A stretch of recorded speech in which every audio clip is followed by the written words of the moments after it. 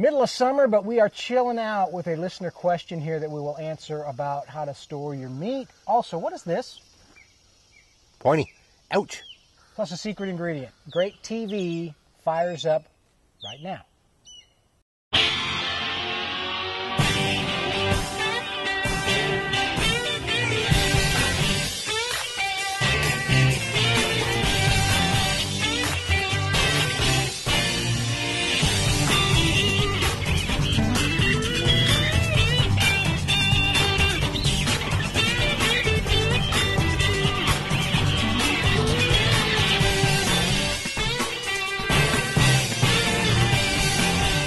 From the birthplace of American barbecue, the low country of South Carolina here, GrateTV fires up another episode. Cheers. Cheers. Jack Waybor is here with us. He is the 3-time South Carolina barbecue state champion. I'm Bill West, founder of BarbecueTricks.com. We've got something smoking back there on the smoker. I'm having a Red Stripe Light. I'm on the High Life today. Miller High The reason Life. I like this, have you seen the commercials? I have. I like them. Good job on Good that. job. There's actually a barbecue themed one that they did. We're going to cover a couple different questions, listener questions or viewer questions, and we'll figure out what this is in just a bit. And our secret ingredient is probably something that's used in most rubs these days. Pretty common one, but Pretty common. A real good one. Let's get right to viewer mail, which you can always send to us at the Facebook account that we've got. GrateTV is what you can search. Or you go to GrateTV.com, just ask a question, or Jack at GrateTV.com. Bill at GrateTV.com. Question is, I've tried freezing meat before just to keep it stored using special 2-for-1 deals at the grocery store. I wanted to save some. What is the best method for freezing pork? Is it different than beef? That is a great question. When you're doing a pork butt, a lot of times you'd like to freeze your barbecue, and of course you get the good deals at the grocery store, like you said, Bill, and you want to go ahead and stash some away. A lot of people will take their Boston butt and shred it down or pull it down and freeze it from there. I have found in my experience that the best way to freeze your pork is to go ahead and freeze it whole. That way you're keeping all the juices inside. You're keeping everything together. You keep the bone in there too. And when you reheat it, you wrap it up in tinfoil, you put it in the freezer, and then when you bring it out again and you actually are warming it up, you warm it up whole, and you will continue to keep the moisture in the meat. So you're talking already cooked. After you're cooked with it. After it's cooked, you go ahead and wrap it up in tinfoil. You can wrap it in butcher paper after tinfoil. You can put it, wrap it in plastic wrap or whatever you want to do. But make sure that the best way is to freeze it whole. That way, when you put it back in the oven or back on your grill to reheat, you're actually reheating the entire piece together. And when it comes apart, you will continue to have the proper flavor, the proper profile, the proper moisture will be involved, and it's just an all-around better way to freeze barbecued pork. I guess that's pretty much what beef too. If you did a brisket, absolutely save the biggest hunk of. Mm-hmm. The freezer tends to dry things out, and while you're thawing, and I'm sure everybody has thawed meat before. When you put it in the freezer, there's not a whole lot of water in there, but actually when you take it out of the freezer and you let it thaw, you have this big puddle of moisture, juice, laying in the bottom of whatever you've used as a container. So if you freeze the pork in its entirety, you will get less moisture loss when you go ahead and reheat. All right. Good stuff. Let's get our website of the week here this week. Website of the week, HawkEyesBarbecue.com. Hog Eyes, Bill. HAWGEYES.com. HAWGEYESBBQ.com. And Hog Eyes is a place where I go to buy a lot of things barbecue related. They have all the rubs and all the sauces up there that you could possibly ever want to get into. All the big hitters, all the big names are all up on there, and I use it often. I have an account there, and it's a good place for me to go and get a variety of things that I want to try. There's a lot of things out there, and Hog Eyes seems to be a good centrally located spot for me to go shop and be able to shop there. They have grills available there, they have rubs available there, they have sauces available there. They just have a lot of things at HogEyesBarbecue.com. Great place to go. Do they have gadgets like this? Some gadgets, but not a lot. A grilling gadget is just I like that it's just 2 pieces of plastic. It is. Simple, but I want these. I don't have them. But you don't have them?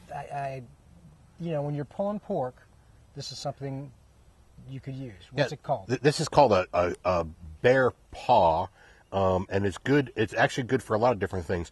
When you're cooking large cuts of meat and you need to pick it up and you don't want to grab it, if you don't have neoprene gloves, you can actually stab it with these two claws right here and pick it up and move it around. And then your pork butt, you can put it in a pan, and then all you got to do is use this kind of motion right here, and it will shred the pork right there for you in the pan. You don't have to get your hands in it, especially if it's hot. It's an easier way to go ahead and shred things up. I use them a lot. Hell of a back scratcher. Oh yeah, good stuff. Pointy, good things. You got to watch out that you don't use extremely really hot meat, because the plastic will tend to get a little soft. Good to use if it cools down for maybe 15 or 20 minutes. And that way, people talk about pulling off. pork and having, and so for the first couple times you do something, you're thinking, okay, I can actually pull it apart with my fingers. It's pretty hot still. Yeah. So you're going to use these. And then it saves you from, it makes it pretty consistent, and it saves you from, having to get in there and actually pull and do your thing. Fairly cheap too. Bear Paws, yeah. Less than $20, I'm sure. You can use a fork, I guess. I haven't used them in a while. Those are cool. A suitable substitute would be something that you get as far as the 3-prong gardening tool that you use to get weeds out of your garden. A good thing for that. That's another good product too. However, you got to be careful with that. Make sure you don't get anything that's painted or tainted or things along those lines. This is good stuff right here. Machine, dishwasher safe. You got to watch out for what, like when you talk about metals and using different tools, galvanizing. Yeah, you want to watch out for galvanized stuff. You want to watch out what it's painted with. I mean, there's just a whole lot of things that you need to be careful of when you're doing that kind of thing. So, I like these because, like I said, they're dishwasher safe. You can definitely throw them in the dishwasher. You're done. We'll put a post up there. Easy to clean. You can find them at Amazon. Good stuff. Bear Paws, they're called. Our secret ingredient today is something that's in just about everything, but takes different forms. One different form is granulated. This is our secret ingredient is garlic. Okay. And garlic comes in so many different forms and so many different states. Fresh garlic is good when you're using it in sauces and using it for whatever you're going to use it for. But you can roast garlic. I'm sure you've heard of roasted garlic, Bill, and what that's all about. Roasted garlic is actually a more mellow, sweeter flavor. Garlic can be granulated. Garlic can be minced, and these are both dried versions of that particular product. I like to use granulated garlic. You can use garlic salt as well. That comes already prepared and ready to go as well. Is garlic salt the same thing as granulated? No. Except just granulated garlic has salt already added into it. That's why they call it garlic salt. So you got to watch when you're making your rubs, if you're using garlic salt, that you don't get a large over reflection of salt in what you're doing. It'll make things very salty. So, read your labels, find out what you want to do. If you're going to build a rub that has garlic salt in it, make sure you decrease the amount of salt that you're using in the rub and, balance it out a little bit more. Then the minced is dry, dehydrated. Yeah, this is dehydrated, and it can be rehydrated. Put in a little warm water, let it sit for a little bit, it will rehydrate. If you put that in a rub, does that just kind of dissipate out and you won't, or is it going to stay granulated? It won't be granulated. It will pick up whatever moisture that you're using in the meat, and it will rehydrate itself and become minced garlic. I find this product right here to get a little strong garlic, as far as the flavor goes. But if you're using a piece of beef or something like that, and you want that raw, strong garlic taste in it, this is a good product to use. I like to use fresh garlic. You see it already minced up, and you can buy it in the stores pretty much anywhere already fresh. That in Montreal steak seasoning. Yeah, this is what they use. That's right. It's just different. It's stronger. Yeah. And then you got the fresh, which I've been using they've got the cloves that are already minced up. Is that cloves or anyway Yeah, they are cloves. Yeah, already in the jar. In the jar, ready to go. So all you have to do is pull them out, and is that okay? And you have chopped garlic. Yeah, it's just fine. You have in the jars of garlic. You have chopped garlic. You have minced garlic. You have just a whole different ways of garlic. Garlic is, in my opinion, probably the most popular spice other than salt and pepper used in a rub. What do you use the most? How do you use it the most? Granulated. I use the granulated garlic regularly. I buy it in big containers. I just like granulated garlic and the flavor that it brings because it's easy to use. Doesn't matter any salt to what I'm doing. But just watch, especially the one tip would be watch for the garlic salt. Garlic salt. Because that's a big if you're going to the store, you're buying garlic salt, remember that it has salt in it. Simple enough. You got questions, reach out either to Facebook or GrateTV.com. There's a simple thing called Ask a Question. We like getting those. You going anywhere cooking anywhere? Actually, we're taking. It's hot now. We're in Mount Pleasant, South Carolina. It is hot. Generally, the barbecue people take time off during the heated seasons.